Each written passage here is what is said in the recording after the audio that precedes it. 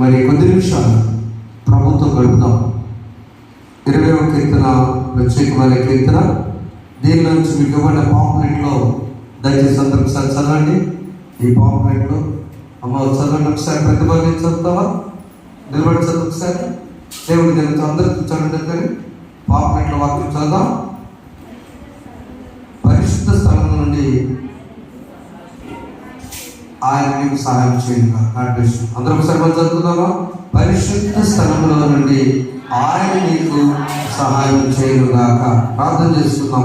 పరిశుద్ధ నీకు స్తోత్రాలు. పరిశుద్ధ స్థలంలో నుండి ఆయన నీకు సహాయం చేయనుగాక. ధైర్యమైనటువంటి, భయం లేనటువంటి, గొప్పదైనటువంటి మాటలు మాకు ఇచ్చారు. మాతో మాట్లాడండి. యేసునామమున వేడుకొంచున్నాం తండ్రి, ఆమేన్. బైబిల్ గ్రంథంలో ఆయా రీతుల వాగ్దానాలు మనం చూస్తున్నాం. ఆ వాగ్దానాలు ఉన్నప్పుడు దేవుడు మనతో కొన్ని మాటలు మనల్ని ధైర్యపరుస్తూ ఉంటాయి. వాటిలో 20వ అధ్యాయము ఒక ప్రాముఖ్యమైన అధ్యాయం.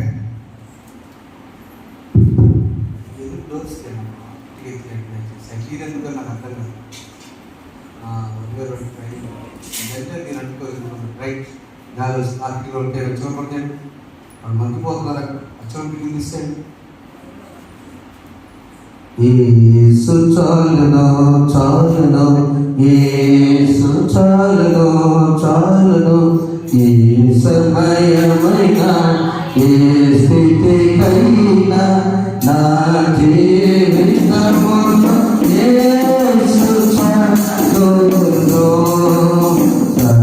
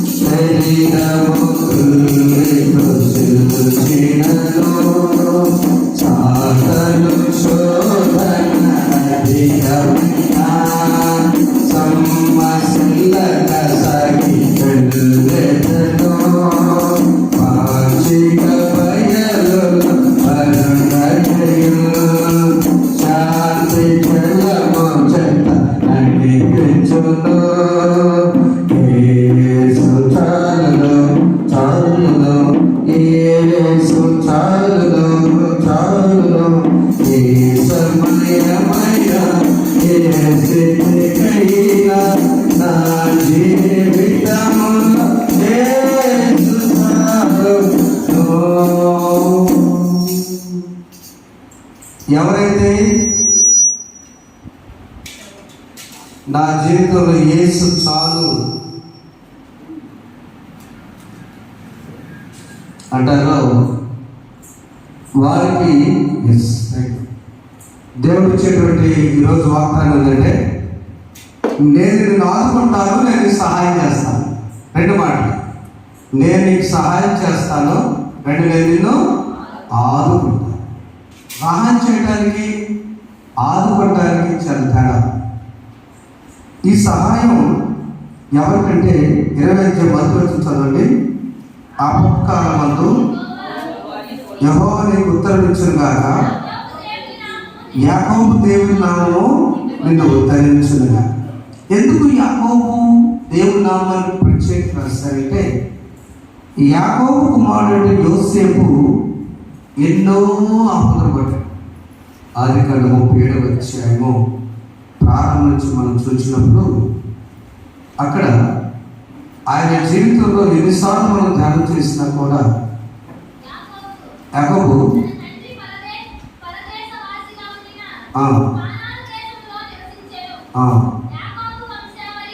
ఇది ఓకే.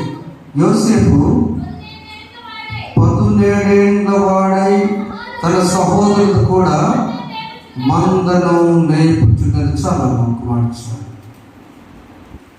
17 సంవత్సరాల టైంలో వయసులోకి వస్తున్న యవనస్తుడు,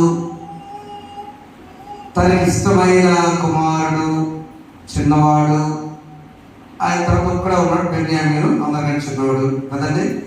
యాకోబు సంతానం ఎంతమంది? మొత్తం 12, 13. 13 కరెక్ట్. 12 మంది కుమారులు, ఒక కుమార్తె దీనా. యాకోబు ఎన్నోవాడు? 11. 12 బెన్యామీను, తర్వాత దేని. ఓకే. యోసేపు యాకోబుకి 11వ కుమారుడైన ఎందుకో తనపైన దేవుని కటాక్షం, ఈ బిడ్డ కొద్ది దినాల తర్వాత నా కుటుంబాన్ని ఆదుకోవాలని దేవుని పరిశుద్ధత గురించి, దేవునితో సహవాసం గురించి, దేవునితో గడుపుతున్న ఆనందం గురించి నేర్పాడు. 17 ఏళ్ళప్పుడు భోజనం తీసుకుని అన్నయ్యలందరూ అక్కడ ఉంటే ఆ అన్నయ్యల కోసం అంతమంది భోజనం చేసే భోజనం క్యారేజీలు అంటే ఆ రోజులు ఎట్ట మూట కట్టుకెళ్ళడం, ఎట్ట తట్ట పెట్టుకెళ్ళడం చేసేము కదా. ఒక పొలంలోకి వెళ్తే అక్కడ లేని ఇళ్ళు, మీ అన్నయ్య ప్లాన్ అక్కడున్నారు కొన్నారు, దాంతో సరే ఆ పొలం వెళ్ళాడు, ఆ పొలంలో ఉన్నారు. వెళ్ళిన తర్వాత ఎప్పుడైతే ఈ విచిత్రమైన 3వ వచనం చూడండి, యోసేపు ఇశ్రాయేలు వృద్ధాప్యమందు పుట్టిన కుమారుడు కనుక తన కుమారులను ఎక్కువగా తను ప్రేమించి అతని వరకు విచిత్రమైన కొట్టించాను. 4వ వచనం, అతని సహోదరులు తన తండ్రి అతన్ని తమందరికంటే ఎక్కువగా ప్రేమించి చూసినప్పుడు పగబట్టి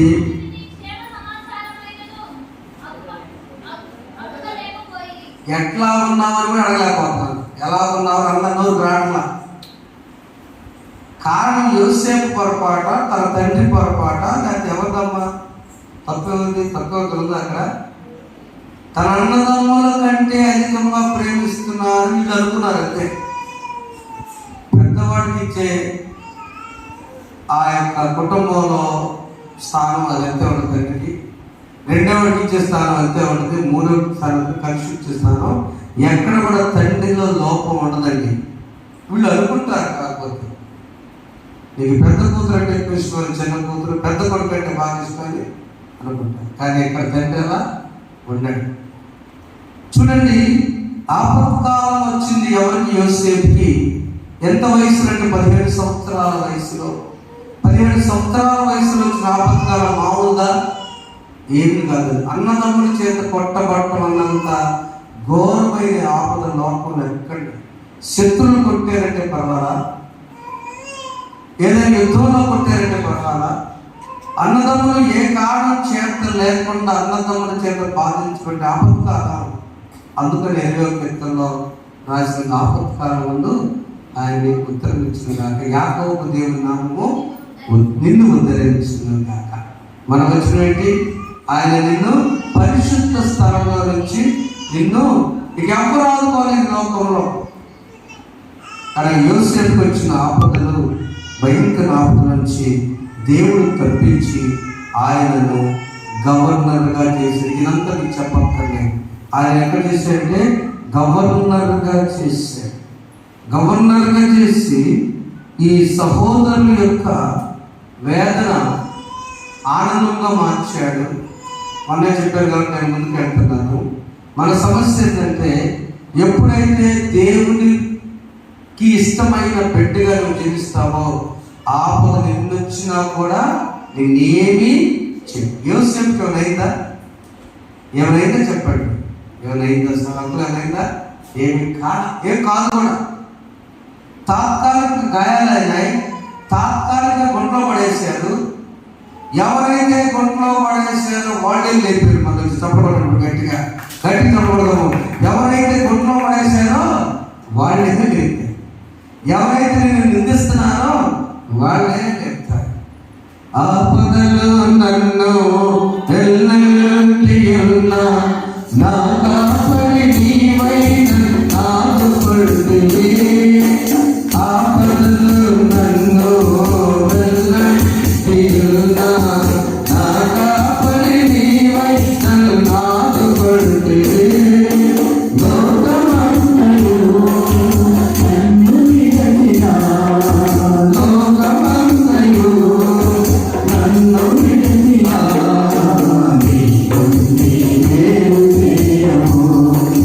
ప్రభువా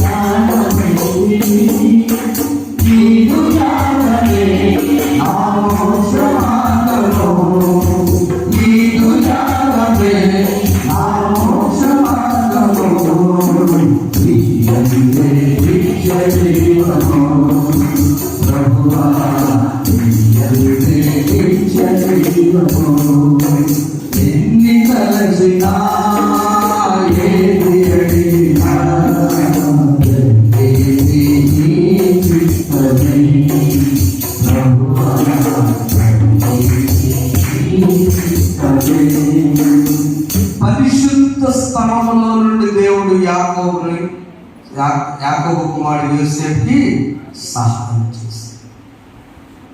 ఒకసారి ఆలోచించండి, యోసేపుకి వేరే వాడు కొడితే అన్నదమ్ములు వెళ్తారు, అన్నదమ్ములే కొడితే ఎవరు వెళ్తారమ్మా? మన కుటుంబాల్లో, మన జీవితాల్లో కొన్నిసార్లు ఇంట్లోనే సమస్యలు వస్తాయి. అప్పుడు మనం బయట చూస్తాం. మోషే, రెండవదిగా మోషేకి ఆపద వచ్చింది, ఎర్ర సముద్రం. ఆ నడిపించేటప్పుడు మోషే ఎక్కడ చూశాడు? అటు చూశాడా? సముద్రం చూశాడా? ఎటు చూశాడు? ఆకాశం. యోసేపు దేవుడే నా దేవుడని తెలుసుకున్నాడు. యోసేపుని లేపినటువంటి దేవుడే నా దేవుడు తెలుసుకున్నాడు. 17 కష్టాలు, 17 సంవత్సరాలు కష్టాలు వచ్చినాయి. 13 సంవత్సరాలు ఐగుప్తులో ఉన్నాడు. ఈ 13 సంవత్సరాల పీరియడ్ ఆయన ఆశీర్వాదం. యోసేపు 30 సంవత్సరాల చోటు గమనం అయిపోయాడు, అధికారి అయిపోయాడు. 30 సంవత్సరాలు 115 దాకా ఆశీర్వాదం. చెప్పడం తెలుస్తూ ఉంటాం. కష్టాల సమయం ఎక్కువ, ఆశీర్వాద సమయం ఎక్కువ.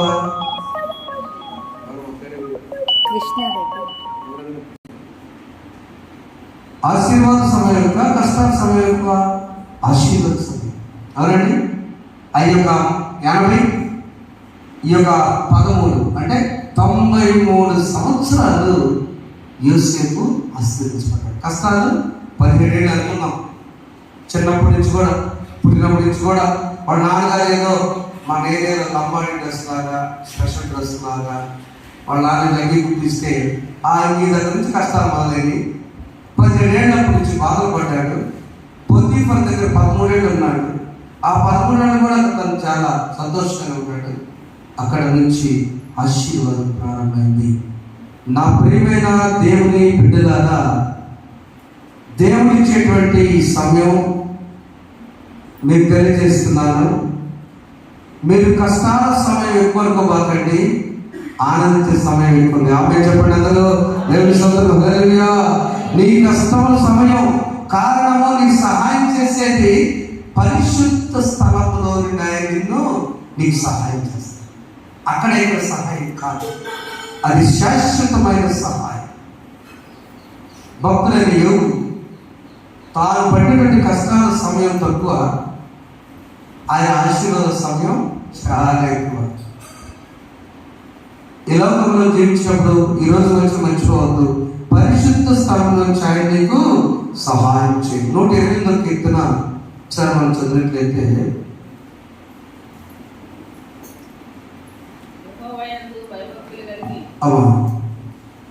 చదువురా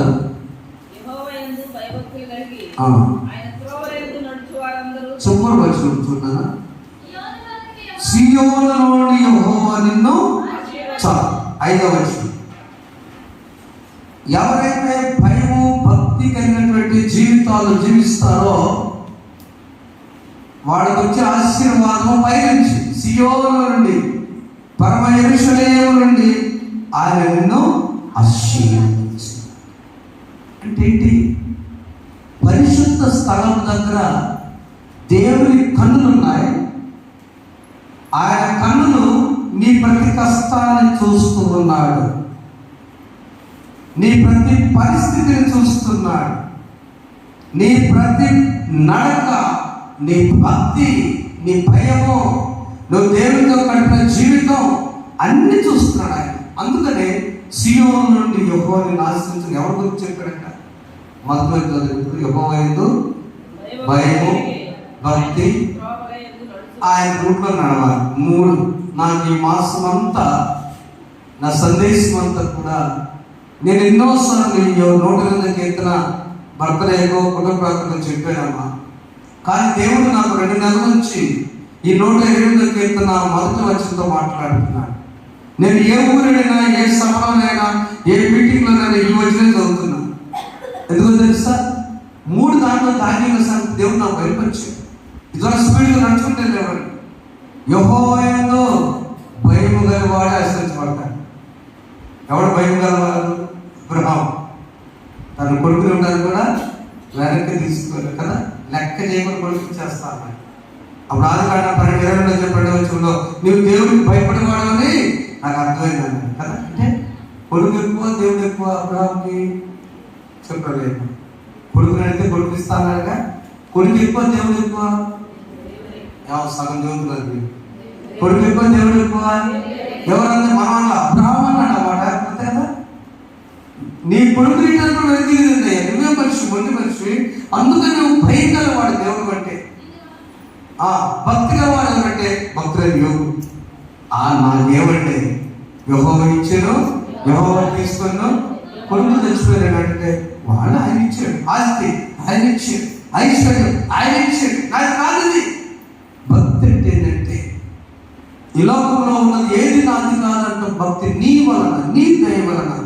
ఒక ఆయన ఏం చెప్పాడు, ధనవంతులు వచ్చి మన బైబిల్ వేసుకుని చెప్పమాట, నా కొట్లు నిండిపోయింది, ఒట్లన్నీ నా పొలం నా కొట్లు పెద్ద చేయాలా, అంతే కదా, నా ప్రాణంలో తిరుగుతాను నా అన్నాడు. పిచ్చోడు నీ కాదు నేను ఈ రాత్రి అంటే ఓహో నిజమా. భక్తులని ఏమేమో ఇది నాది కాదు, యెహోవా ఇచ్చెను, యెహోవా తీసుకున్నాడు అన్నాడు. ఇది నా మనకి ఏది లేదు లోకంలో. కనుక భక్తి అంటే దేవుడే నాకు అన్నీ ఉండాలండి. మంచి గృహం ఉండాలి, మంచి ఆహారం నిల్వ చేసుకోవాలి, మంచి వస్త్రాలు ఉండాలి, బిడ్డ రూపాయలు దాచిపెట్టుకోవాలి. అది ఏమన్నా తెలుసా, మనము అయ్యా నీ దయ వలన, నీ కృప వలన నేను ఇలా ఉన్నా, నీకు వందనాలయ్యా. తండ్రి ఎప్పుడైతే కుమారుడు ప్రేమించాడో, ఆ ప్రేమించినప్పుడు తను ఎంత ఉన్న స్థాయికి వెళ్ళినా, మా నాన్న ఎన్నా వెళ్ళకపోయినా ఏదోనండి మా నాన్న చిన్నప్పుడు చదివించబట్టి, మా అమ్మ పని చేయబట్టి నేను ఈ స్థాయిలో ఉన్నానంటే, ఆ తండ్రికి ఎక్కడో ఉన్న తండ్రికి వినపడకపోయినా ఆ తండ్రికి తెలియని ఆనందం ఈరోజు కూడా నా కుమారుడు నేను ఆ రోజులో ఈ స్థాయి తీసుకొచ్చి చెప్పుకున్నాడని తండ్రి సంతోషపడతాడు లేదా చెప్పడం. తల్లి సంతోషపడతాడు కదా. మన దేవుడు కూడా అంతే. భక్తి అంటే నాకున్న ఏదైనా కూడా నీదే ప్రభా, నీవిచ్చిందే ప్రభా అని ఎప్పుడైతే మనం అంటున్నది భక్తి. కనుక యోగు భక్తుని ఆయన పరిశుద్ధ స్థలంలో నుంచి ఆశీర్వదించి చివరి అధ్యాయం 12వ యోగు గ్రంథంలో చివరి అధ్యాయం 12వ వచనంలో యోగును దేవుడు మొదట ఆశీర్వదించిన దానికంటే యెహోవా యోగును మొదట ఆశీర్వదించిన కంటే మరి అధికముగా ఆశీర్వదించెను. ఆమేన్. ఇప్పుడు చెప్పండి, పరిశుద్ధ స్థలంలో నుండి నీకు సహాయం చేసే దేవుడు యోసేపును 17 సంవత్సరాల కష్టమా, 93 సంవత్సరాల ఆశీర్వాదం ఎక్కువ. కనుక నీ కష్టములు ఆయన పరిశుద్ధ స్థలం నుంచి చూచి నీకు సహాయం చేయుగాక. ఆమేన్. యోగు భక్తుని వలె తాత్కాలిక శ్రమని లోకంలో ఉన్నా కూడా వాటిని ఎప్పుడైతే నాకెందుకులే, చివరికి ఎవరైనా తట్టుకుంటారు. కానీ ఈ తగాదు కూడా ఎక్కడ వస్తాయి అంటే, ఈ ఎవరొస్తే ఎవరో ఒక తగాదులో అన్నదమ్ములు అంటే ఏమన్నారు, వాళ్ళ అమ్మని తింటా ఏమన్నా, వాళ్ళ నాన్న తింటా ఏమన్నా, భార్యను తింటే మాత్రం ఎగుతారు కాసుకోవాలని చూస్తారు. ఎందుకు చెప్పండి, బయట నుంచి వచ్చిన ఆమె భార్య అంటే అంత ప్రేమ. అప్పుడు దాకా పాపం ఏంటన్నా, మా అమ్మ నాన్న నేను అన్నా, మా నాన్న నేను అన్నా, మా నేనన్నా, మా వదిన తర్వాత, కానీ వాడు పోటీ తెలుపుకుంటాడు. భార్య అంటే మాత్రం కానీ అట్లాంటి భార్య ఏమయ్యా యోగు గారు, నువ్వు ఆ చెల్లపెట్టుకు దిక్కపోతే చనిపోరాదా. అయ్యో, ఎంత ప్రేమించిన భార్య కూడా నన్ను చనిపోరాదంటే ఇక అవసరం అనుకున్నాడు. ఆ దేవుడి నుంచి దూరం రాదా, ఆ భక్తి నుంచి దూరం రాదా. అదే పరమా జీవములో 2వ శరం రాసిన ఆయన, ఈ పాట 2వ శరం రాసిన ఆయన బెడ్ మీద ఉంది, హాస్పిటల్లో రాశాడు ఈ పాట. అందరూ అంటున్నారు ఒకసారి నువ్వు వదిలేరాదని భక్తి అంటారు. యోగ భక్తులాగా ఆయన భక్తులని యోగుని గుర్తు చేసుకొని, నా భక్తులు యోగు గారు ఎక్కడ దేవుడు విడిచిపెట్టలేదు, నేను విడిచిపెట్టని రాస్తాను. సాధను శోధనలధికమైన సమస్యలకు సమానము, సాధను శోధనలధికమైన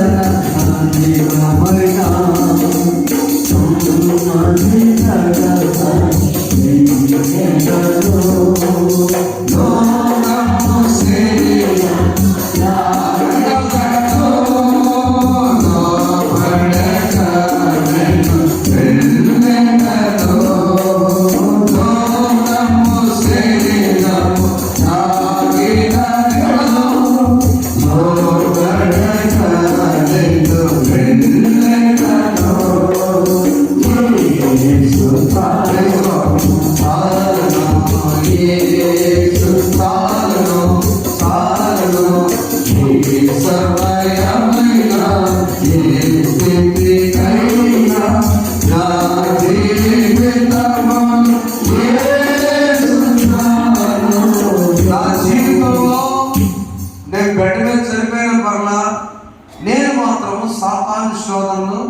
నన్ను వెనక లాగుతున్నాయి. లోకం, శరీరం, చుట్టాలు, బంధువులు, బెడ్ మీద కూడా నేను చూపిస్తామంటే నాకంటే సీనియర్ ఉన్నాడు, యోగు భక్తులు ఉన్నాడు.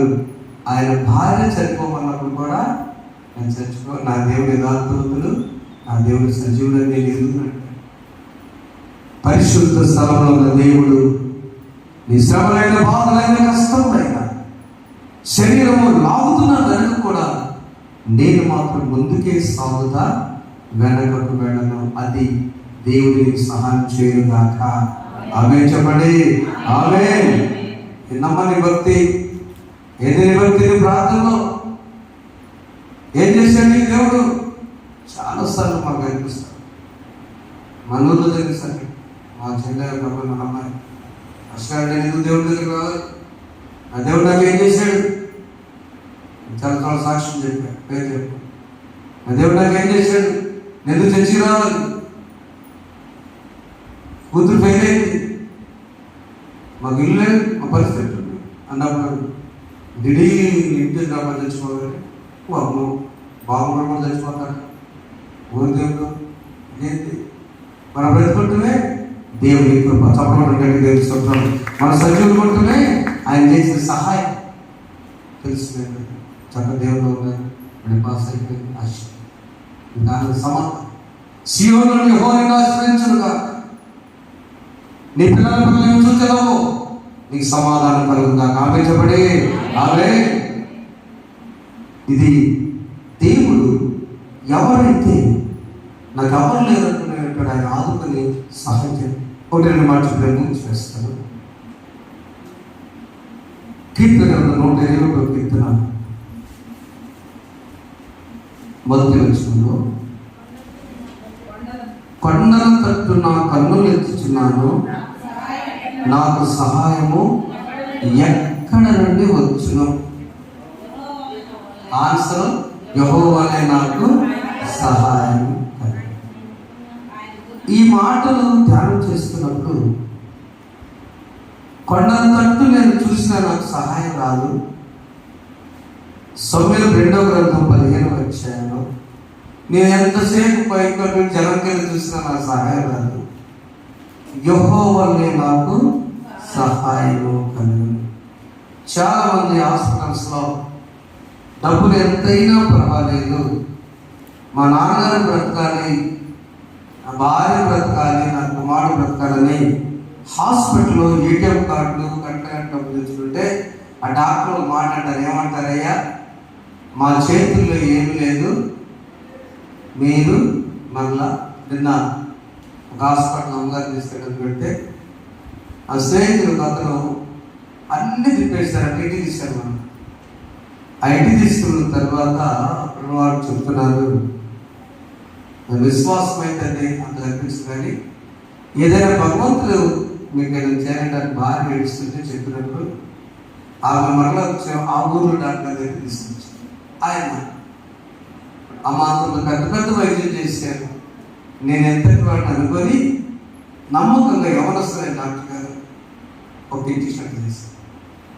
గొప్ప సత్యం ఏంటంటే ఆయన బ్రహ్మాండ వ్యాపారం చేసుకున్నాడు. చెప్పడం తెలుస్తున్నారు. ఎక్కడ ఇదంతా ఎందుకు జరిగింది తెలుసా? ఎక్కడ కూర్చుంటే దేవుడి శక్తి ఉన్నదని నమ్మాడు.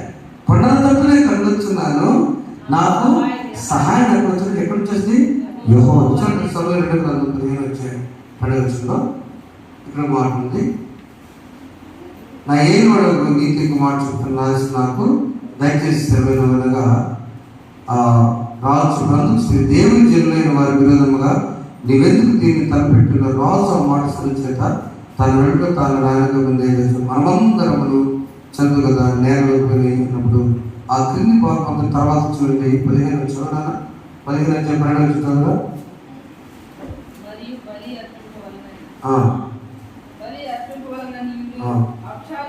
అబ్షాలోము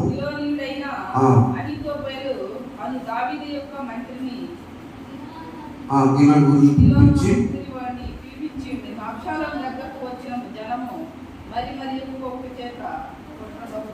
అంటే ఏం లేదు, నాకు చదువుకోండి.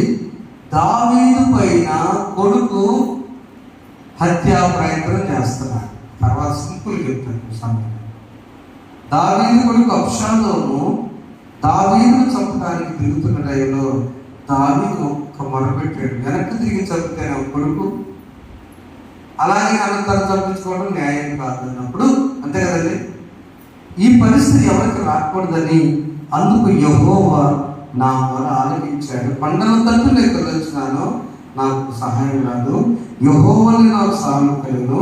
ఆయన భూమి ఆకాశం చూచిన వాడు, నిన్ను కాపాడువాడు కునుకడు, ఇశ్రాయేలు కాపాడువాడు కునుకడు, నిద్రపోడని అబ్షాలోము తరుతుంటే ఒక చీకటి దేవతలకు వచ్చినప్పుడు అబ్షాలోము సైన్యానికి దావీదు కనపడలా, వాడు వెనక్కి సహాయం జరిగిందంట.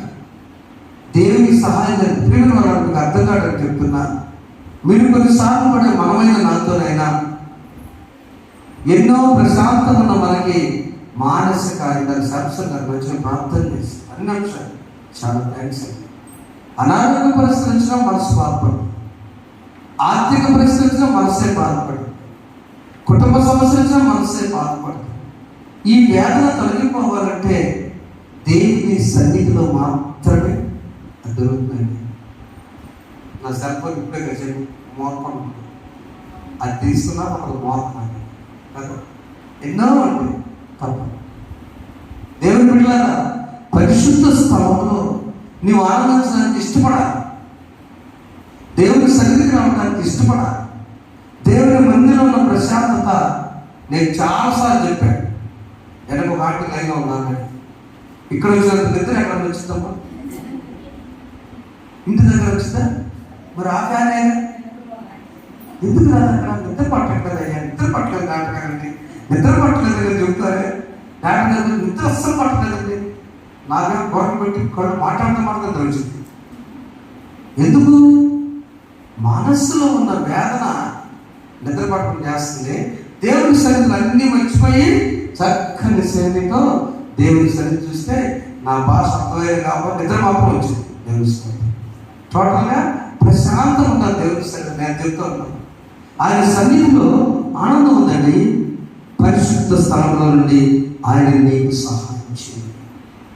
ఎవరైతే జనవరి 1వ తారీఖున వాగ్దానం తీసుకున్న తర్వాత ఈ వాగ్దానం నా దేవుడి పట్ల నెరవేర్చాలంటే అందరు వాగ్దానం గురించి ప్రార్థన చేయమన్నారు. ఒక సహోదరు వచ్చి, అన్నయ్య నాకు ఎన్నిక ఈ సంవత్సరం నేను నా భర్త నా ఇద్దరు బిడ్డలు ఒక్కరోజు కూడా ఒక్క ఆదివారం కూడా మిస్ కాకుండా ప్రార్థన రావాలని చేయమని. ఒకరోజు సమస్య వచ్చింది, కట్టుకుని ఆ అక్కగారు వెళ్ళాల్సి వచ్చింది. బాగా చనిపోతుంది. వెళితే ఆ కార్యక్రమం అయిపోయిన తర్వాత మళ్ళా రావడం కష్టం కదని అక్కడ మళ్ళా సెల్ ఫోన్ పెట్టుకొని చూస్తాడు.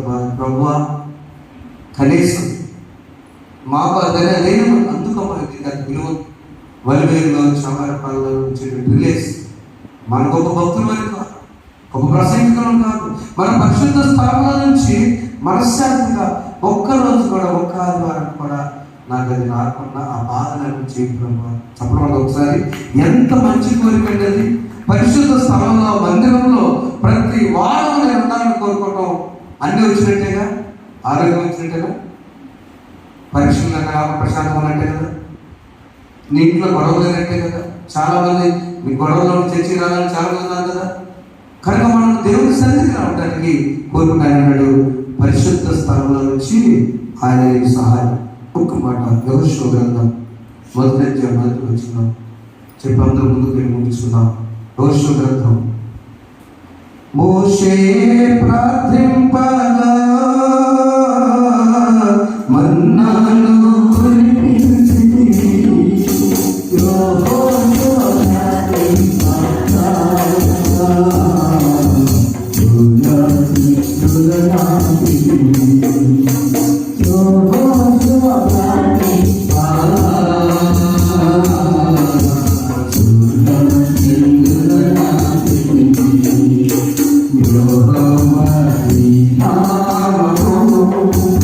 ఎంతో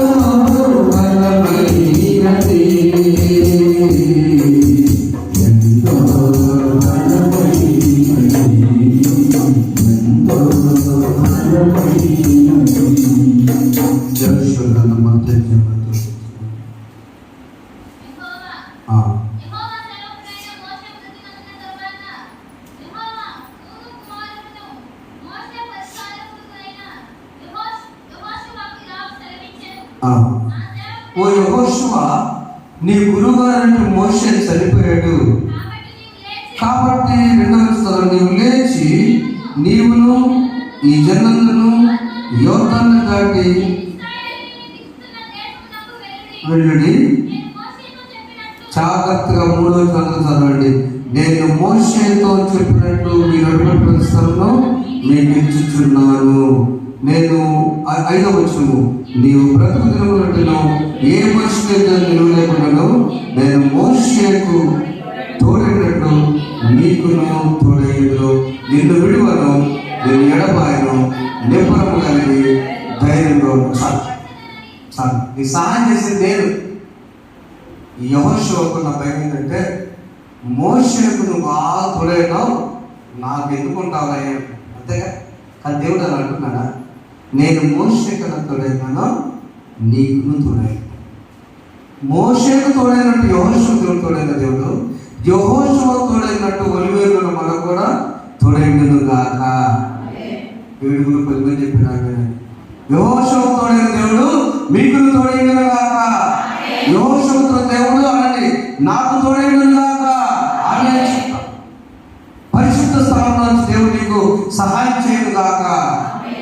నీ ఆర్థిక పరిస్థితి, నీకు సంతానం కావాలా, బిడ్డ వివాహం కావాలా, డెలివరీ సేఫ్ జరగాల, లేకపోతే నీ పరిచర్య, లేకపోతే నీకు అనారోగ్య పరిస్థితి ఆరోగ్యమా, లేకపోతే మానసికతలో ఐక్యత, అన్నింటిలో నుంచి దేవుడికి సహాయం చేయను గాక. ఆమె పరిశుద్ధ స్థలం.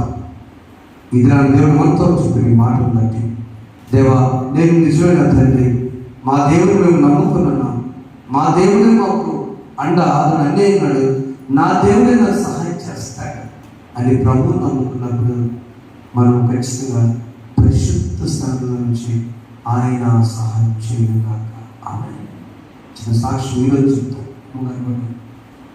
మా తమ్ముడితో పరిచయం చేస్తాను రమేష్ పాస్టర్.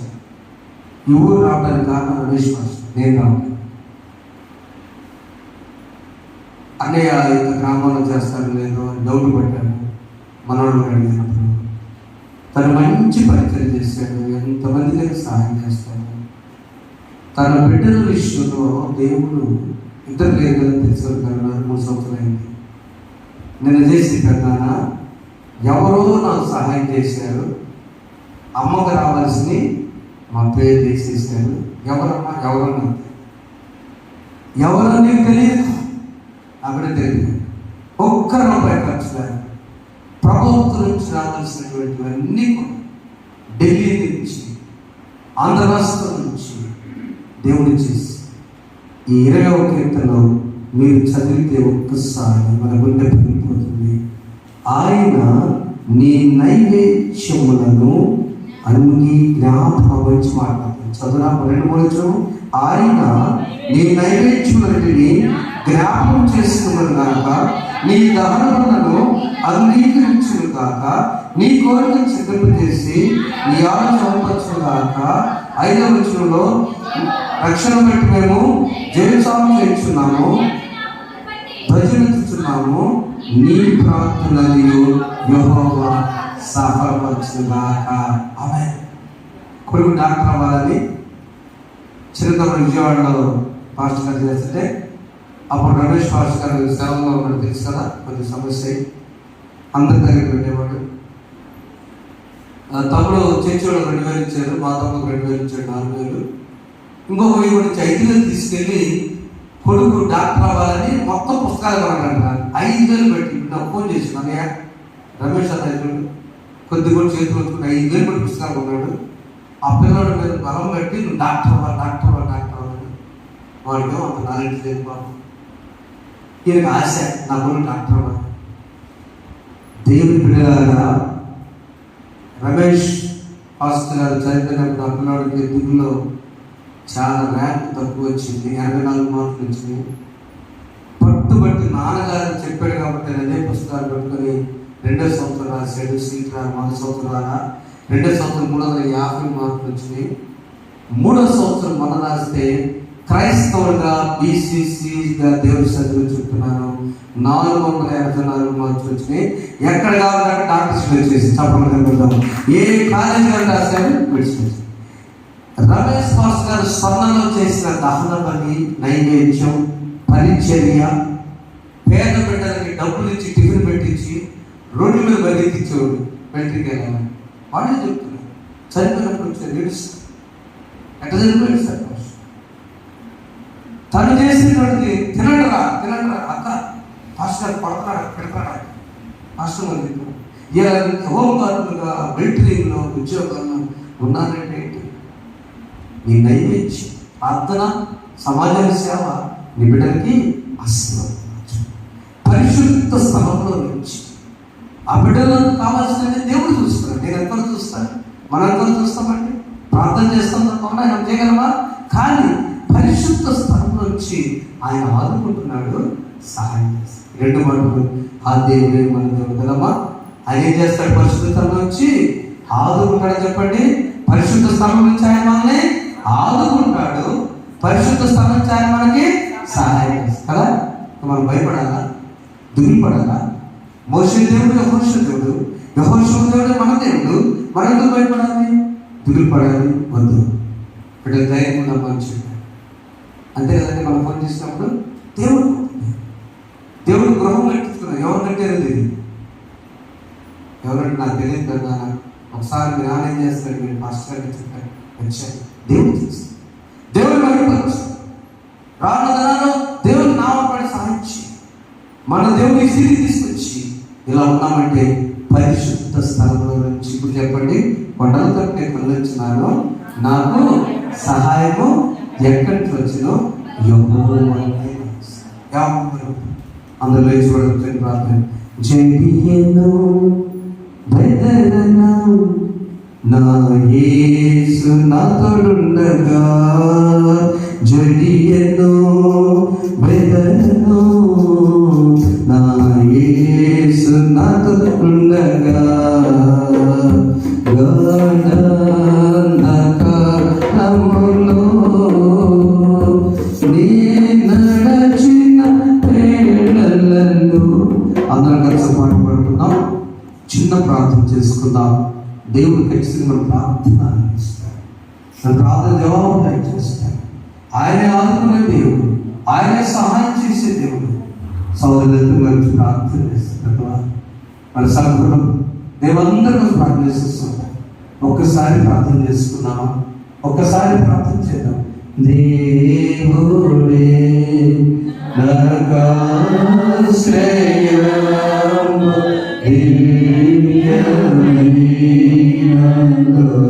దివ్యమీనలోకము మానపడి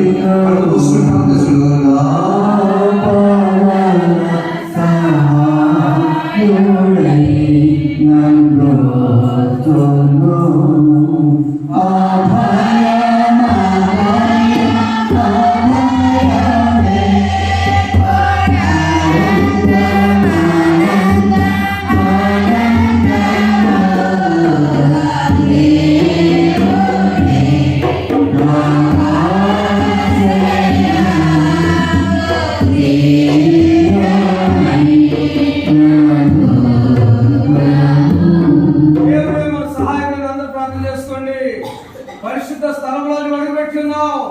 సియోనులో నిన్ను ఆశీర్వదిస్తాడు, సహాయం చేస్తాడు, ఆదుకుంటాడు. నిజంగా మనస్ఫూర్తి ప్రార్థిస్తూ నాకు ఎవరున్నారా ఈ లోకంలో ప్రార్థన చేసుకుందాం. అందరం స్తోత్రం స్తోత్రం అందరూ ప్రార్థన చేసుకుందాం.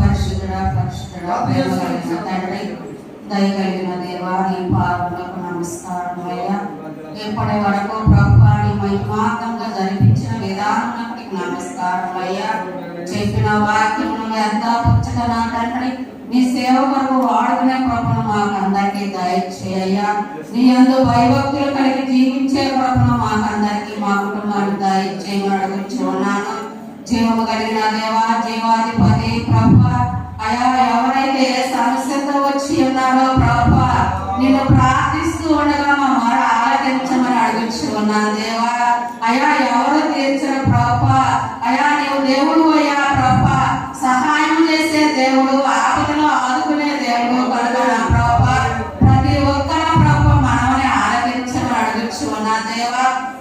కూడి వచ్చిన ప్రతి ఒక్క బిడ్డను దీవించండి అయ్యా. వృద్ధులేమి, యవనస్తులేమి, ప్రభా స్త్రీలేమి, పురుషులేమి, బాలులేమి, బాలికలేమి ప్రతి ఒక్కరు వచ్చి ఉండగా తండ్రి వారి మనల్ని ఆలకించమని అడుగుచున్నాను ప్రభా. పెద్దవారు ప్రభా షుగర్లతో ప్రభా వైపుతో బాధపడుచున్నారు నా తండ్రి, వారికి తీర్చమని అడుగుచున్నాను ప్రభా. దిక్కులేని వారికి దేవుడే దిక్కు అని చెప్పి అన్న దేవా ప్రభా. ఎవరు లేని వారు ఉన్నారు ప్రభా, వారి గురించి కూడా ప్రార్థన చేస్తూ ఉండగా నా తండ్రి వారికి తోడు శాంతి సమాధానం దయచేయమని అడుగుచున్నాను దేవా. నీకు స్తోత్రములు ప్రభా. అయ్యా వ్యర్థాపుచ్చుకున్న ప్రభా నీ అందు భయభక్తులు కలిగి నా తండ్రి నేను ఆరాధించేవారుగాను స్తుతించేవారుగాను దయచేయమని అడుగుచున్నాను. సిద్ధపాటును కలుగు చేయమని అడుగుచున్నాను అయ్యా. 5 సిద్ధపడి ఉన్నారు, 5 సిద్ధపాటు కలగలేకుండా ఉన్నారు అయ్యా. అలా కాకుండా నా తండ్రి మేమందరం ఎత్తబడే కృపను మాకు దయచేయమని అడుగుచున్నాను ప్రభా. అయ్యా ఆయన ఎగుజాము వేసి బిడ్డల వరకు, కుటుంబం వరకు, సంఘం వరకు ప్రార్థించే వారిగా దయచేయమని అడుగుచున్నాను. ప్రతి ఒక్కరు పనులు పెట్టుచు ఉన్నారు నా తండ్రి, వారికి తోడు నీడగా ఉండండి. సహాయం ప్రయాణంలో మీరు తోడుగా ఉండండి అయ్యా. అయ్యా అమ్మగారు వెళ్ళుచుండగా వచ్చుచుండగా నీ దేవదూతలు నా బిడ్డ చుట్టూ ఉంచమని అడుగుచున్నాను ప్రభా. అక్కడ నా తండ్రి ఏ విధములు లేకుండా ప్రభా శాంతి సమాధానంగా ప్రభా నీ బిడ్డకు మంచి ఆలోచన దయచేయమని అడుగుచున్నాను ప్రభా. అయ్యా ప్రతి ఒక్కరిని దీవించండి అయ్యా. అడిగిన వారికి ఇచ్చేవాడుగా నన్ను ప్రభా ఇచ్చే ప్రభా నేను మహిమపరుచుకునే బిడ్డగా దయచేయమని అయ్యా. ఈ రోజు ప్రభా ఇందును ఏర్పాటు చేసిన కుటుంబంలో దీవించండి అయ్యా. 30 దంతలుగాను 60 దంతలుగాను 100 దంతలుగాను ఫలింప చేసి వారు ఏ కోరిక కోరి ఉన్నారో నా తండ్రి ఆ కోరికను ఫలింప చేయమని అడుగుచున్నాను అయ్యా. అయ్యా తల్లి బిడ్డ కోసం ప్రభా, సంతానం లేని బిడ్డ కోసం అడుగుచు ఉండగా ప్రభా ఆ బిడ్డకు సంతానం దయచేయ. అలాగే ఎంతమంది ఉన్నారో సంతానం వరకు నా తండ్రి ప్రతి ఒక్కరికి సంతానం ప్రభా నీ బహుమానమును దయచేయమని ఈ చిన్న మనము నీ పాద సన్నిధిలో చేర్చుకోమని త్వరగా మేఘాసీనుడి వచ్చుచున్న యేసునామమున వేడుకొని ప్రార్థిస్తూ ఉన్నాము పరమ తండ్రి. ఆమేన్. కూర్చున్నాం. థ్యాంక్స్ అండి.